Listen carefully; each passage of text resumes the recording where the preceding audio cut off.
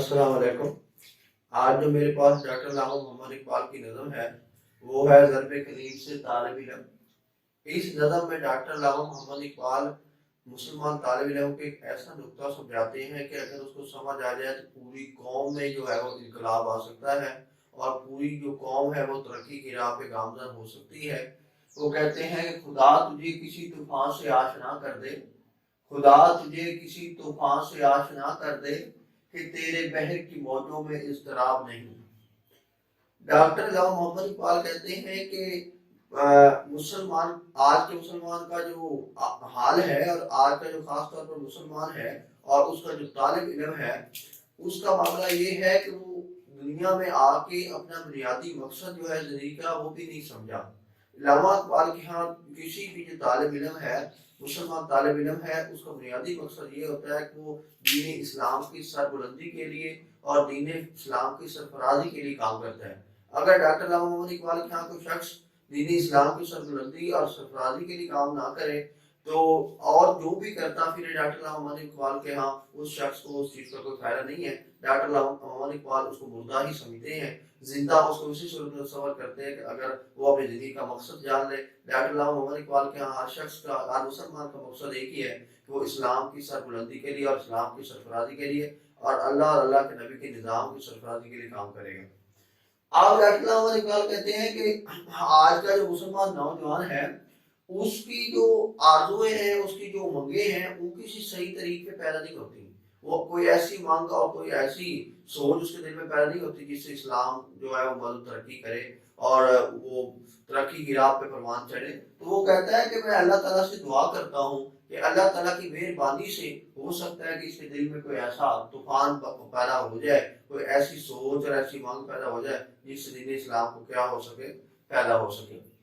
आप डॉक्टर लामा मोहम्मद इकबाल जो दूसरी चीज इसमें वाज़ेह करते हैं वो ये कहते हैं कि कुरान मजीद फुरकान मजीद में है कि इन्ना माल उसरी युसरा, के हर मुश्किल के बाद आसानी है। डॉक्टर लामा मोहम्मद इकबाल का मौजू हमेशा ये होता है कि जब तक इंसान अपने आप को मुश्किल में और अपने आप को किसी इम्तिहान में ना डाले तो इंसान जो है वो ऊपर नहीं आ सकता और वो दुनिया में सरफराजी और दुनिया में बुलंद मकाम हासिल नहीं कर सकता। दूसरी लामा मोहम्मद इकबाल इसके में ये तरकीब देते हैं जो पहले लामा साहब ने एक उस्मानिया सल्तनत के बारे में दी थी कि अगर आसमानियों पे कोहे गम टूटा तो क्या गम है,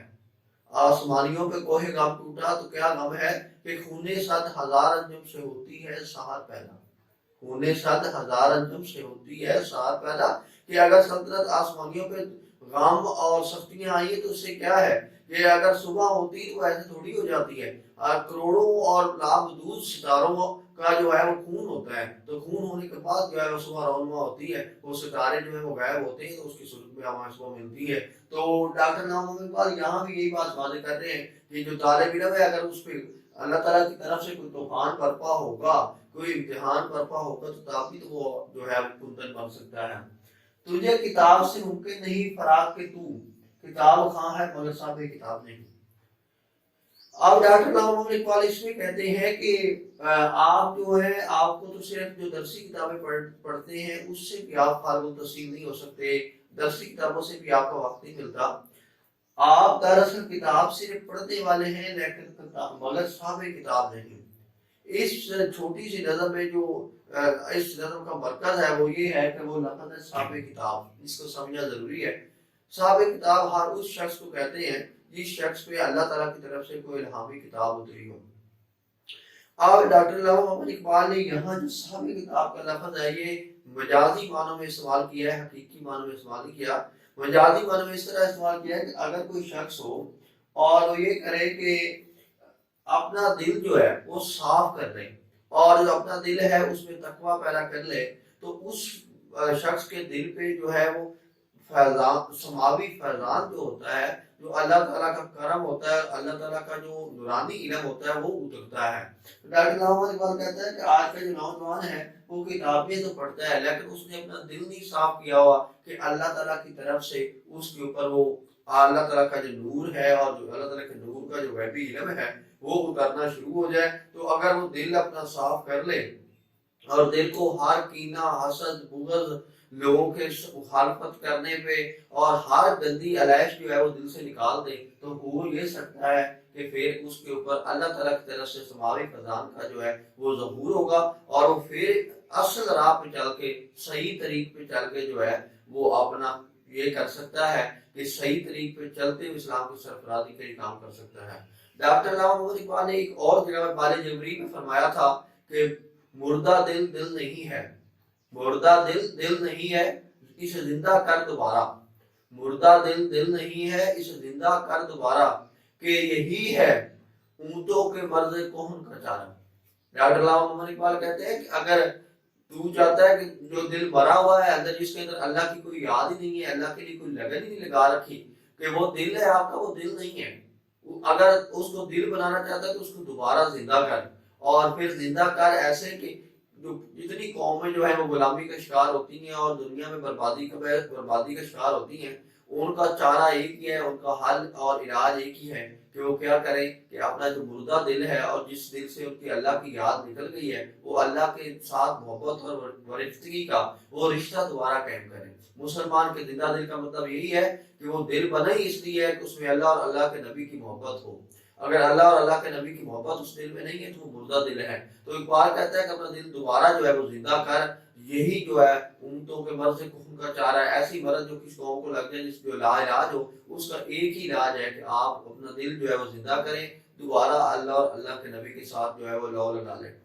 ان کے جو ڈاکٹر علامہ محمد اقبال صاحب کے جو استاد ہے وہ مولانا روم ہے، انہوں نے مسلمی مولانا روم میں ڈاکٹر علامہ محمد اقبال کو اپنا روحانی استاد کہتے ہیں۔ مسلمی مولانا روم میں ایک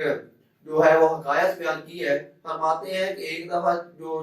چائنیز تھے انہوں نے کہا کہ ہم جو ہے وہ مصوری میں اور آرٹ میں